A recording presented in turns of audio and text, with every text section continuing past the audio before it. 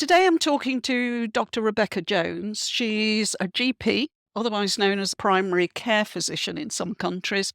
She's also an ethical vegan. We're going to be talking about what it means to be an ethical vegan. We're going to be talking about how she finds the working within the normal medical environment. And we'll also be talking about how you can talk to your doctor if you're vegan and your doctor isn't. Rebecca, can you tell me what an ethical vegan is? That's one of the ways you describe yourself, that you're an ethical vegan. So some people will be unfamiliar with that, what that means. So can you explain that, please? I think by definition, veganism really ought to be purely an ethical kind of way of life, because it's to minimize or take away harm to animals. I think it's been kind of adopted by people who are interested in the health of the planet and the climate, and then also people who are vegan for health reasons. So for me, there's three main kind of arms to veganism, and the order that I put them in is ethical first, so for animal welfare and animal rights, then planet's health and climate change, and then thirdly for health. So that's kind of the order for which I'm vegan. It started off as ethical. I love the fact that it's better for the planet, and then the fact that it's good for health is just a huge bonus.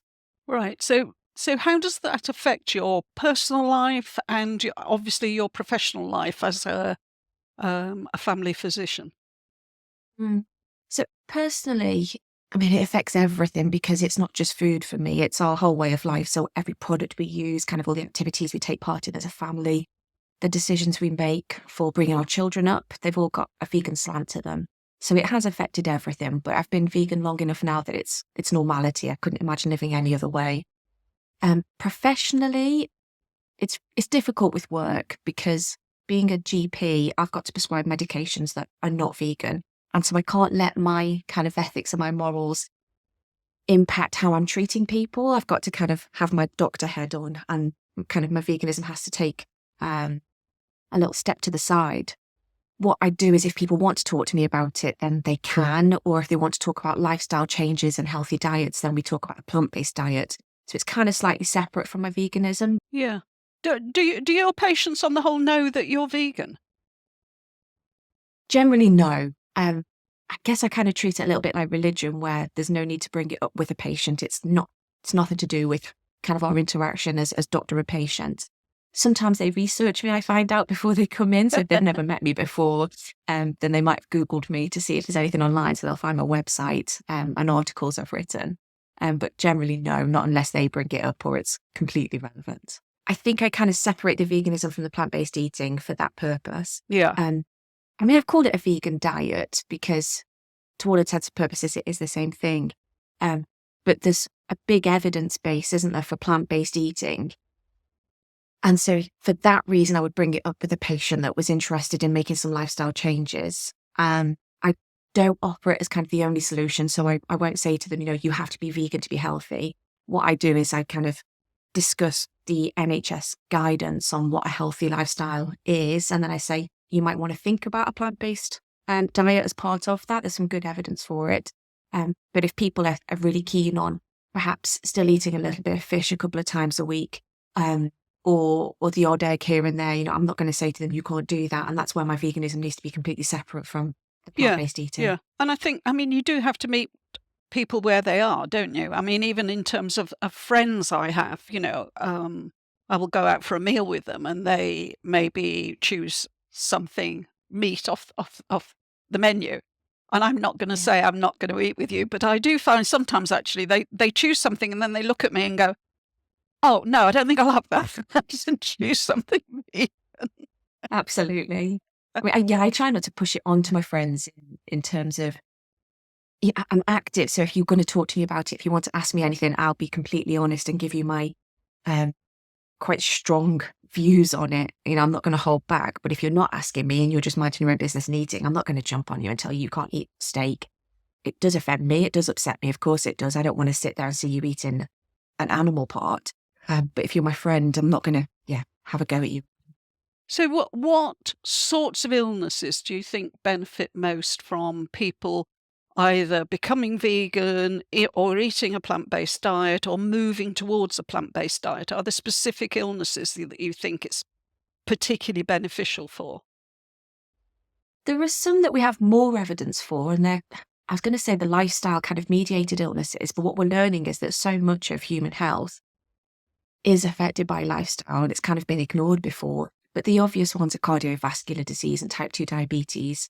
Cardiovascular disease in itself is kind of a huge umbrella term. It affects kidneys, your peripheries, your heart, your kidneys. And then we're also finding out that there's lots of cancers that are probably affected by our diet, and that we could reduce that risk by adopting a plant-based diet. Probably would find it quite difficult to think of a disease that's not in some way kind of improved, or the risk is reduced by eating a good plant-based diet. Yeah, I was listening to a podcast recently from In a Nutshell, and there was a respiratory doctor there, and she was talking about benefit of a plant-based diet for respiratory illness. And I was like, I'd never have thought that, it was relevant there. I mean, I think in 10 years' time, it will be easier to list the illnesses for which a plant-based diet doesn't make any difference than the Yeah, I ones agree. that it does, because all the evidence is showing more and more, and including mental health as well. Absolutely. The only thing I worry about then, 10 years' time, I mean, what we're seeing is that, we have a genetic predisposition to something, and then those genes are getting switched on by whether it's what we're eating or doing, or the things that are happening around us in our environment. But it's very difficult to reverse a lot of those processes, not in the individual, but in human beings as a species. I just hope that by the time we've kind of realised that, we're not down a one-way street, and it's difficult for us all to turn back. That's why I think it's really important that we keep talking about it and trying to encourage our patients to eat well. Yeah, yeah.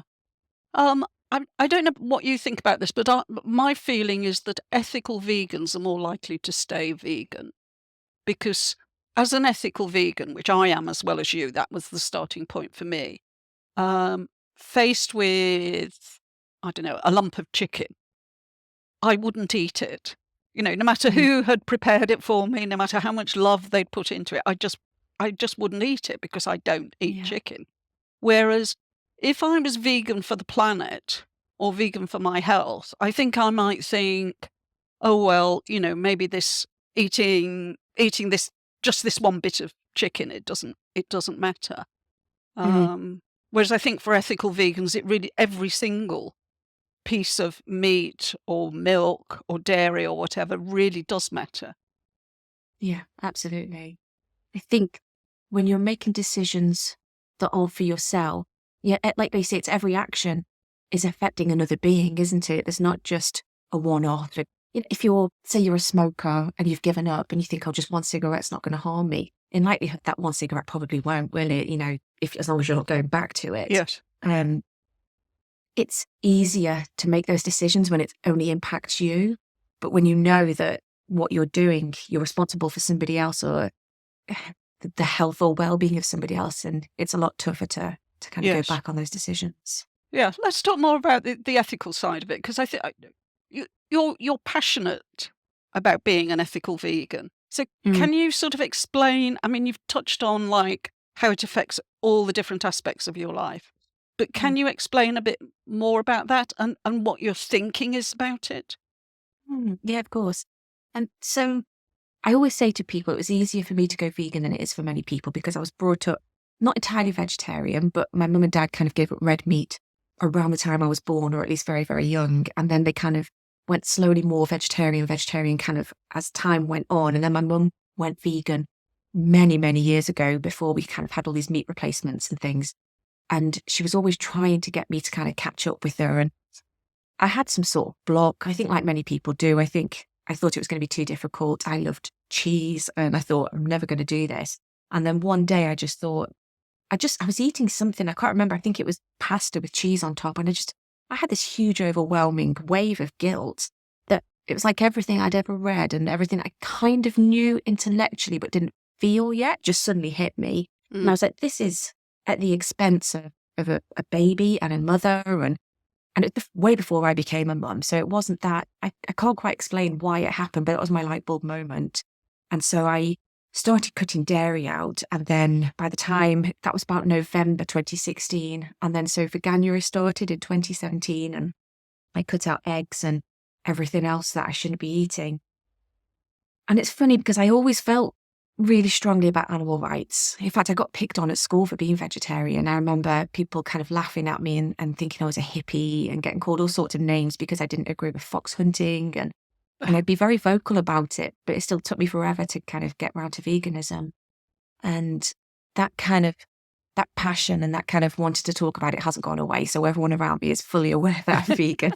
I do talk about it a lot. So when I became the vegan doctor, that was it was a really important moment in my life, actually, because I managed to kind of meld the two big aspects of my life, kind of my ethics and my morals, and something that I was really passionate about with my career that I'd chosen.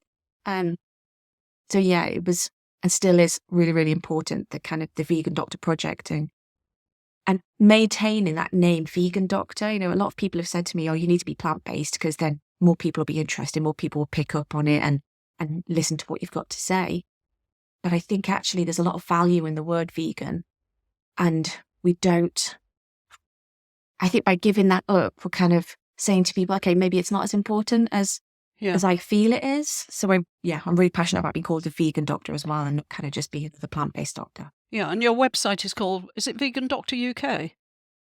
Yeah, the vegandoctor.co.uk. Yeah. So you're loud and proud a vegan doctor. I am, yeah. What do your colleagues make of it?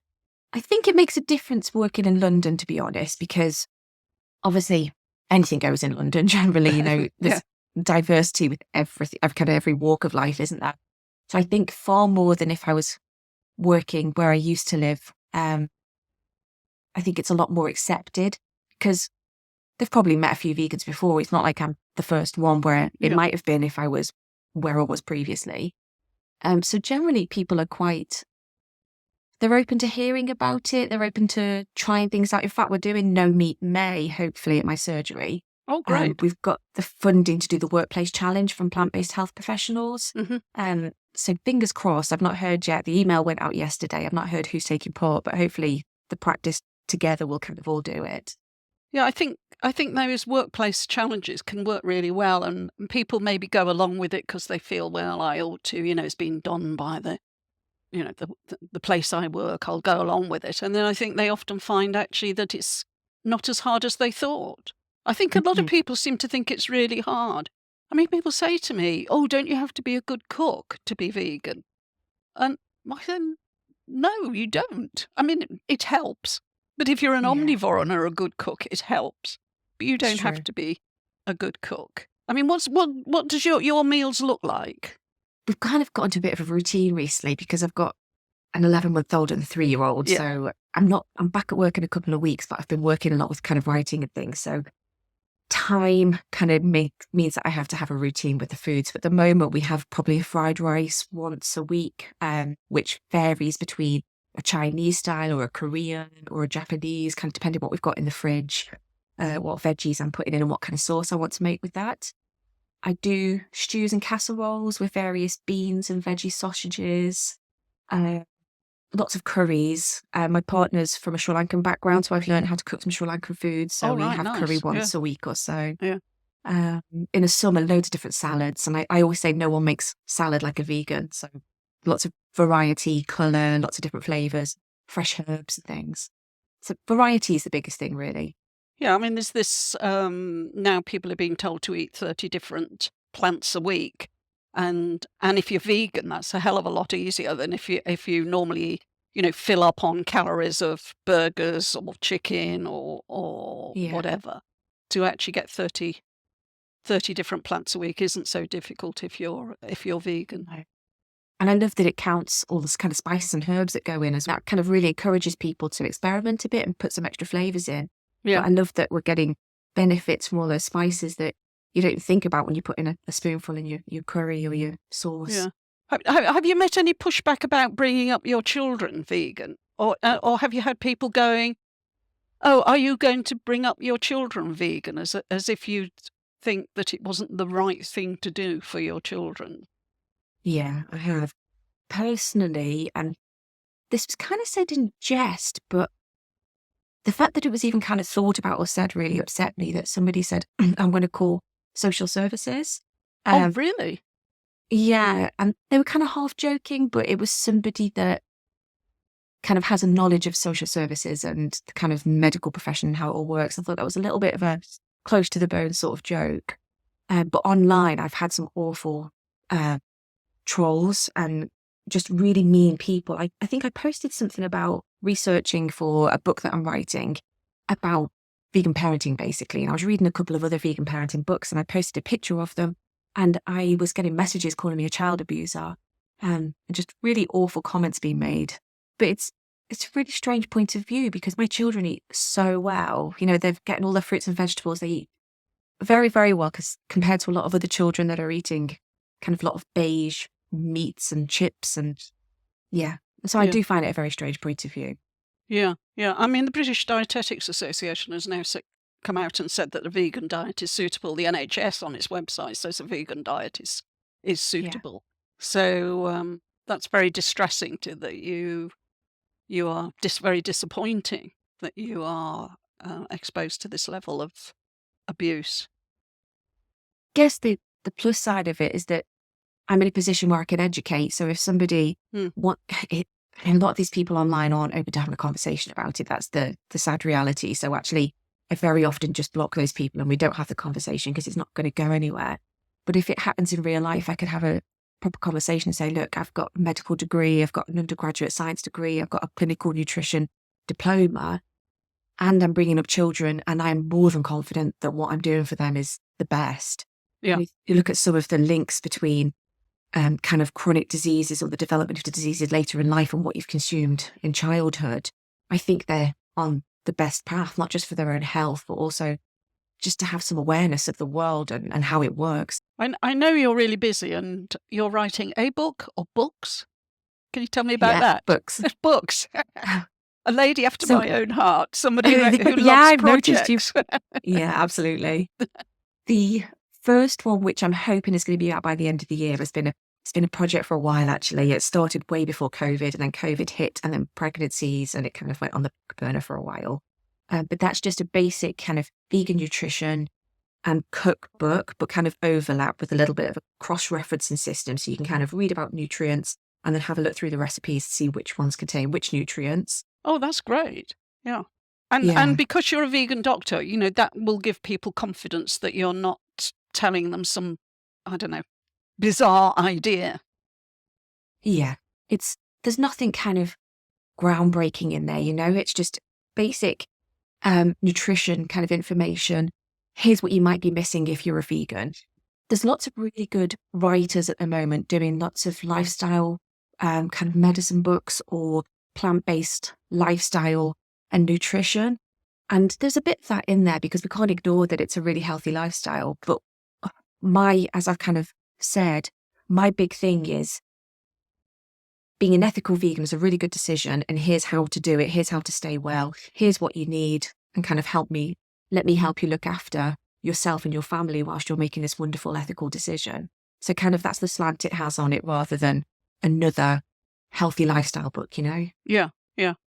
That sounds like it would be a really useful resource for lots of people. When do you hope to have that published? Fingers crossed by the end of the year. We're aiming for the first draft to be done by the end of this month, which is a bit tight at the moment, but we're trying. Yeah. And have you got other books in the pipeline or in your head or on a piece of paper Yeah. somewhere? Yeah, I've got 2 that I've started making kind of notes, and one. So I've got the vegan parenting book, which is underway. I've written a few chapters of that, but it's hard to let myself kind of write it when I need to finish the first one off. Yeah. I'm terrible for projects and kind of moving on as soon as I think of something. Yeah, me too. So fingers crossed by the time this first draft is in for the first book, I'll kind of keep going with the second one. And then I've got the makings of an idea for a third book at the moment, and it's kind of less medical, less doctory, and a little bit more political. It's about kind of healthy eating and how it's a way to kind of kick back at the establishment. Yeah. Because I'm very I'm a bit of an anarchist, to be honest. So I like veganism as part of kind of punk kind of movement. And I'm also teetotal, and I love how that kind of fits in with it as well. And a lot of people think of like healthy living and teetotalism as quite boring and bland, but actually there's a lot of good coming from cutting these things out and not taking part in capitalism. Yeah. I mean, being vegan is a really radical act. And the fact that people are trolling you, and the fact that I get people like, getting quite indignant with me and stuff, just shows how radical it is, because we are Yeah. not responding to the advertising, to all the rest of the stuff. We're not Yeah. just going along mindlessly with what's already been found. I read some research, it must have been about 10 years ago, that said that vegetarian and vegans were on the whole more intelligent than the rest of the population. I've quoted that Yeah. at people an awful lot of times since. Yeah, I've read the same thing actually. And I won't say that it's true. I like the idea that it's true. Yeah. And I think probably vegans and vegetarians are more critical thinkers. So maybe it's less about necessarily intelligence, but maybe intellect and the ability to kind of think critically and not kind of absorb everything that's thrown at you and be sucked in by all of the advertising and all of the guidelines and everything that you're kind of programmed to think. You're definitely sort of stepping outside of that as a vegan, I think. That sounds like another really interesting book. So I look forward to Yeah. all three. I mean, I'm not at the stage of needing the parenting book, but I'm still looking forward to it. Thank you. So that seems really great. Obviously, people are really lucky if they've got you as their vegan doctor and they're vegan, but there's lots of people who are faced with the possibility, the reality that their doctor is not vegan. And should they mention that they're vegan? How should they negotiate their relationship with their GP? This is something that I have written about before, and actually is probably the earliest thing that happened that made me become the vegan doctor was the responses that people were getting from their own doctors, either kind of disdain and being treated badly or being given stupid misinformation. So it is something that I talk to people about and that I write about. I think that you should tell your doctor that you're vegan because, unfortunately, if we're not eating quite as carefully as we ought to, we are at risk of some deficiencies. That's a reality. It needn't be, but it does happen.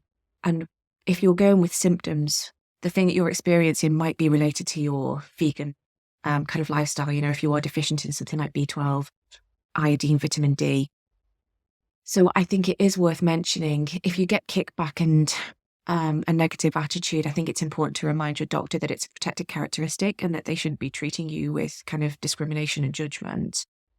I think there's no harm in pointing them towards some good resources. There's some really good physician-led resources online. Obviously, there's my website, there's Plant-Based Health Professionals UK, there's the Physicians Committee for Responsible Medicine in America, Michael Greger, lots of really well thought of doctors that are saying that veganism's safe. And if there's a doctor in this day and age who thinks that it's not safe, then they need to do some reading. Probably you need to say that respectfully if you don't want to get kicked out your doctor's room.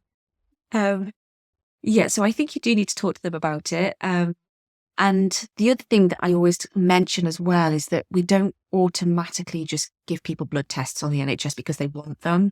So a lot of people who are going vegan are worried whether they need kind of baseline blood tests doing. Do they need regular routine blood tests doing? And the answer is no, you don't. And I think you probably will get some kickback from your GP if you go asking for those without any symptoms. Yeah. And I think if you've got any hint of kind of tiredness or kind of tingling or low mood, if there's any hint that you've got any sort of deficiency, then it's perfectly reasonable to go to your GP and say, look, I'm a vegan, I'm worried I might be deficient in this, please can I have a blood test? Yeah. But I think probably just demanding a blood test because you're vegan and you want to check is not the right thing to do with a struggling NHS. Yeah. Okay, so all great advice. Thank you very much. I know you're so busy and you've also got a 3-year-old and a 10-month-old and a really busy life, and you're writing books. So I really appreciate you taking the time to talk to me now. Thank you for having me. It was really good.